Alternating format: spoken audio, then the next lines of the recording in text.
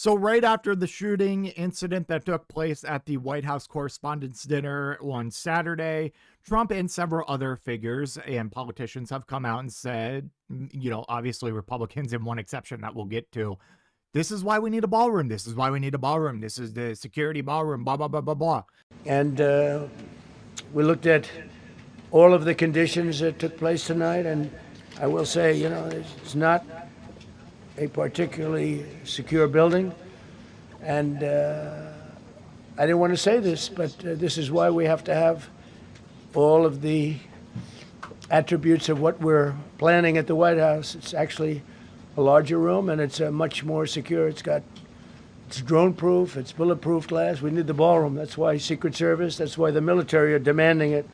And for starters, I saw footage of the suspect, assailant, whatever, and let me tell you, that ballroom could be in the bunker, and that guy could probably make it there. He was running so fast, I'm surprised the cameras even picked him up.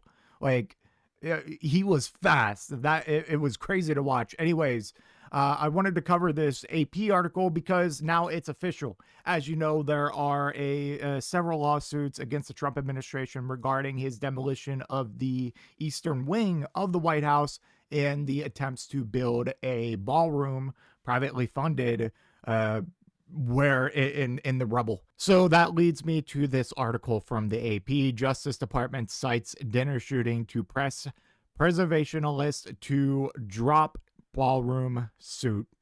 President Donald Trump's Justice Department is using the shooting at the White House Correspondents' Dinner on Saturday to try to pressure preservationists to drop their lawsuit over his planned $400 million ballroom on the site of the former East Wing of the White House. It's time to build the ballroom, Acting Attorney General Todd Blanche said plainly Sunday on X, posting a letter in which Assistant Attorney General Brett Shumate gave the National Trust for Historic Preservation, which has sued to block construction until 9 a.m. Monday to dismiss its lawsuit. Shut up. Who do you think you are? Oh my God. Okay, I'm sorry, but shut up. We'll give you till Monday at 9 a.m. to dismiss this lawsuit, or else. If it does, well, I guess we'll get to that, or else. If it doesn't do so, Shumate wrote, the government would ask a court to do so in light of last night's extraordinary events, calling the Washington Hilton, the site of Saturday's gala, demonstrably unsafe for events with president because its size presents extraordinary security challenges for the Secret Service. Isn't that kind of like indictment on our Secret Service and our the FBI and all the law enforcement and federal agencies that are supposed to be involved here? I mean, I personally don't care. You can talk shit all you want, but these patriot, pro-American, everything is good, we are the best. Seems like a failure, don't you think? It doesn't seem like, especially with how fast that guy was running, it doesn't seem like the venue really matters because Speedy McSpeederson is probably going to make it there. Ask a court? That's not how this is supposed to work. I say it's not supposed to work because things don't just work how they're supposed to work anymore. But anyways, I digress. The White House ballroom, Shumate wrote, will ensure the safety and security of the president for decades to come and prevent future assassination attempts on the president at the Washington Hilton. Asked about the letter, Elliot Carter, spokesperson for the National Trust for Historic Preservation, said Sunday the group would review it with legal counsel. The preservation group sued in December, a week after the White House finished demolishing the East Wing to make way for a ballroom that Trump said would fit 999 people. Trump says the project is funded by private donations, although public money is paying for the bunker construction and security upgrades, and public taxpayer money will also pay for the continued upkeep, maintenance, extra staffing, security, utilities, whatever, of the ballroom for decades to come. You expect the billionaires and their sons and their sons' sons to continue doing that? Come on.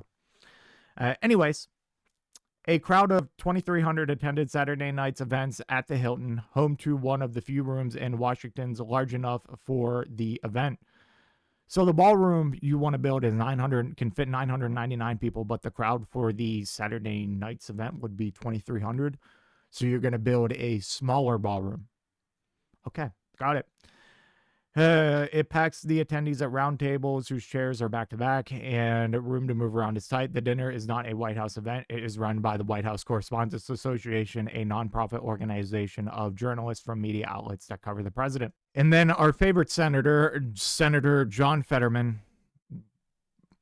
Wow, is all I can say when I think about him.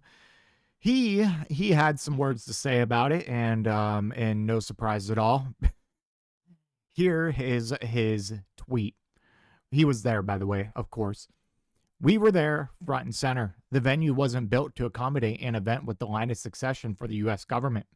After witnessing last night, drop the TDS, Trump Derangement Syndrome, and build the White House ballroom for events exactly like these. And he shared something from Mediaite.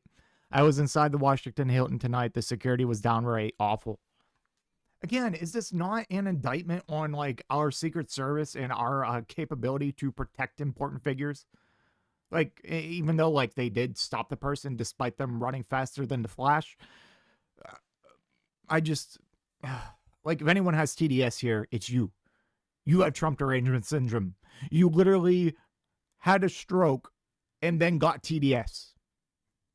Anyways, I give up. I give up. If you want the ballroom, just do it the right way. Yes, I'm going to do a liberal process criticism. Get congressional approval and also taxpayer funding. I said it, taxpayer funding. I'm making a liberal process criticism here. My biggest issue with this isn't that the ballroom itself, aside from the demolition of the East Wing, historic East Wing, is that it's funded by, as we covered, anonymous billionaire donors. This is like supposed to be some of the most prestigious public grounds, like federal property in this entire country. And we're going to have private anonymous billionaires build a ballroom essentially for themselves so that when they go to DC to buy our politicians and give them money, they can be nice, safe, and secure and in a luxurious ballroom.